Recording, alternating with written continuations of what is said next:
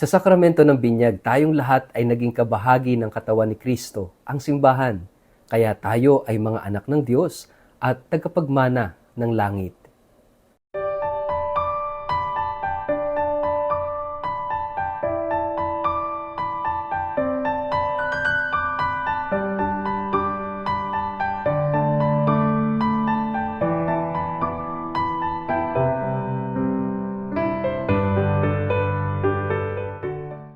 Ang mabuting balita ng Panginoon ayon kay San Marcos. Ito ang ipinapahayag niya sa mga tao, ang darating na kasunod ko ay higit na makapangyarihan kaysa sa akin. Ni hindi ako karapat-dapat yumukod at magkalas man lamang ng tali ng kanyang sandalyas. Binautismuhan ko kayo sa tubig, ngunit babautismuhan niya kayo sa Espiritu Santo. Nang panahong iyon, dumating si Jesus mula sa Nazaret sa Galilea at siya'y binautismuhan ni Juan sa Ilog Jordan.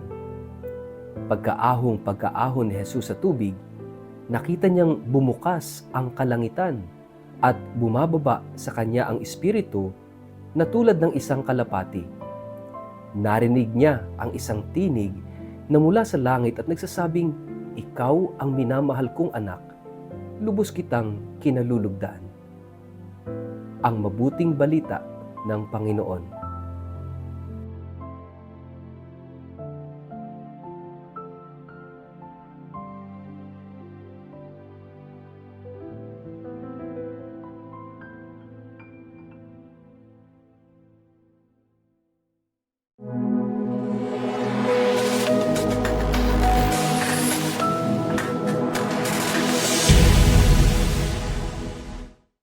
Mapagpalang araw po sa inyong lahat. Kumusta po kayo? Ang atin pong word of the day ay baptism.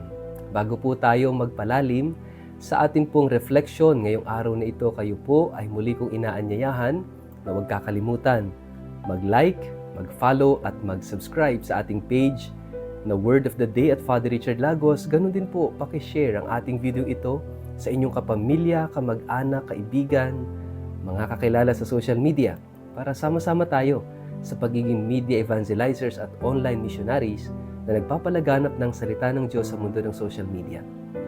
Mga kapatid, ngayong araw na ito ay sinisimulan natin ang panibagong season sa ating liturgical calendar, ang Ordinary Season. At yan ay sinisimulan natin sa pagdiriwang natin ng Baptism of the Lord. So basically, kahapon, ang Epiphany Sunday is the last day of Christmas. Kaya ngayon ay pumapasok tayo sa ordinary time. Kaya mag-iiba na ang liturgical color mula sa puti patungo sa kulay luntian o kulay berde. At ang tema ng ating mga pagbasa ay tungkol sa public ministry, yung pagmimisyon ng Panginoon, pagpapahayag ng kaharian ng Diyos, pagpapagaling ng mga may sakit, pagpapalayas ng mga masasamang espiritu. So these are part of the public ministry of Jesus.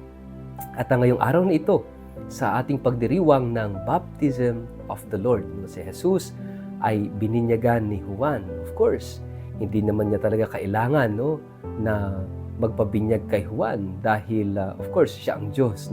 Kaya nga sabi ni Juan Bautista, hindi siya karapat-dapat doon. Pero kinailangan yun. Kinailangan ng Panginoong Jesus na magpabinyag kay Juan. Dahil ano ba ang binyag? It is incorporation. So ang Panginoong Jesus ay naging kabahagi natin, naging bahagi ng kasaysayan ng tao. Kaya nga, para tayo maging kabahagi niya, He has to be baptized by John. Ito yung paraan para tayo bilang mga tao ay maging kabahagi rin ng katawan ni Kristo.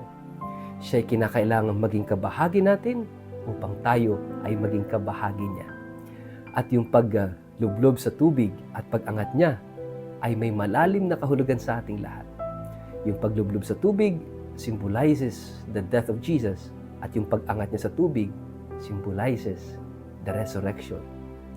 Kaya nga, sa pamamagitan noon, tayo ay nagiging kabahagi sa pagkamatay ni Kristo at sa kanyang muling pagkabuhay. At yan ang nagaganap kapag tayo ay binibinyagan kay Jesus.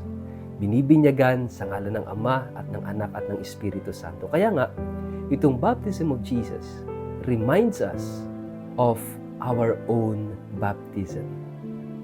Ano po ba ang nagaganap kapag tayo ay binibinyagan? Ito yung tinatawag nating incorporation. We become incorporated in the body of Jesus. Ibig sabihin, nagiging bahagi ng katawan ni Jesus. It is only through baptism. Kaya sana po, alam nyo, kung maiintindihan lamang ng bawat Katoliko yung kahalagahan ng sakramento ng binyag, then our life will be different.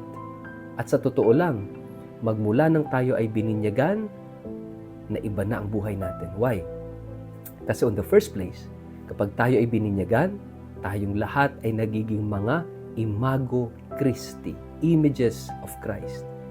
Ako at ikaw ay larawan ni Kristo. Kaya nga sa tuwinang tayo ay tinitingnan ng Ama, ang nakikita niya sa atin ay hindi yung napakarami nating kasalanan, kundi ang nakikita ng Ama sa atin ay ang kanyang anak na si Jesus. Ito yung kapangyarihan ng binyag. This is the power of incorporation through baptism. So tayong lahat nagiging mga wangis ni Kristo. Kaya nga tayo tinatawag na Kristiyano, wangis ni Kristo. Kaya nga mga kapatid, napakahalaga if we can only understand better itong ibig sabihin ng Imago Christi. No, ibig sabihin tayong lahat ay kinakailangang mamuhay ng ayon sa buhay ni Kristo. Kung paano magsalita, kung paano tumingin, kung paano makinig, kung paano magmahal, kung paano mamuhay si Jesus should also be our life. And not only that, sa sakramento ng binyag, tayo ay hindi lang nagiging incorporated into the body of Christ, which is the church, kundi tayong lahat ay nagiging mga anak ng Diyos at nagiging tagapagmana ng buhay na walang hanggan. So it is all because of Jesus. No? It is all because of Christ. Sa binyag, tayo ay nagiging another Christ. Nagiging isa ring Kristo. Kaya kinakailangang sa sakramento ng binyag, no, dalawang mahalagang bagay ang nangyayari at nagaganap. Una, tayo ay ine-exorcise. No? Although bata pa tayo nung tayo ay binyagan, pero sa pamamagitan ng ating mga magulang, ninong at ninang, we renounce Satan. No? Nire-renounce natin si Satanas. And then, we seal our children kapag nagpapabinyag at kapag tayo yung binimigyan, we are being sealed. Pinoprotektahan, binabalot tayo ng ating pananampalataya sa pamamagitan ng profession of the faith. Kaya sana alisin po natin yung mga pamahiin kasi yung mga pamahiin na yan breaks the seal, no, of our faith. Kasi binibigyan natin ng chance, ng opportunity si Satanas na impluwensyahan tayo, pasukin yung buhay natin kapag sinasamahan natin ng mga pamahiin yung ating pananampalataya. Dahil sa pananampalataya, we profess, no? Sa sinasabi natin, sumasampalataya ako sa Diyos, amang makapangyarihan sa lahat. And then suddenly, papalitan mo ng mga pamahiin. So kaya mga kapatid, by all means, napakahalagang alisin ang mga pamahiin. Kasi malaki ang nawawala. Huwag niyong sabihin walang nawawala kapag sinusunod yung pamahiin. Sa totoo lang, malaki. At ano yon? Pananampalataya, yung totoong pananampalataya sa Diyos na makapangyarihan sa lahat.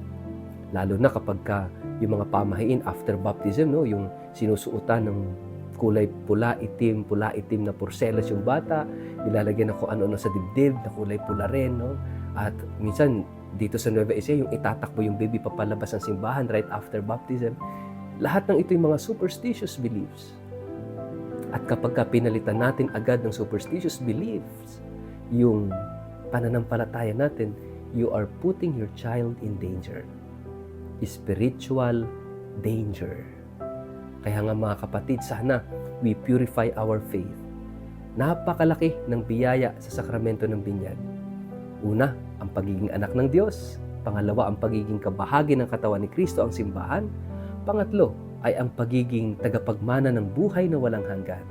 At syempre sa sakramento ng binyag, tayo ay binibigyan ng biyaya ng Espiritu Santo. At tayo, no, ay nagiging wangis ng ating Panginoong Hesukristo. Kaya nga mga kapatid, sana bigyan natin ng priority no, yung sakramento ng binyag. Make it sure na lahat ng inyong anak ay nabinyagan sa simbahang Katoliko because we have that valid baptism. At pangalawa, napakahalaga, no, na isabuhay natin yung sakramento ng binyag sapagkat sa sakramento ng binyag tinatanggap din natin ang misyon. Yung pakikibahagi natin kay Jesus ay pakikibahagi sa misyon ni Kristo bilang pari, hari at propeta. Sa pamamagitan ng pagiging banal, no, tayo ay nagsasabuhay ng pagiging pari, yung ating pagdarasal, yung ating pagsisimba, yung ating personal na ugnayan sa Diyos. Pangalawa, yung pagiging propeta, yung pagpapahayag natin ng pananampalataya sa salita at sa gawa, na ang Diyos ay pag-ibig.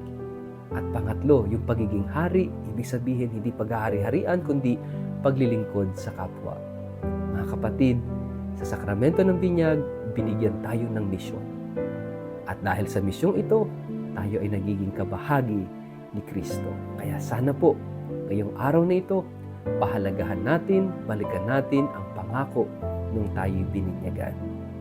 Sa ngalan ng Ama at ng Anak at ng Espiritu Santo.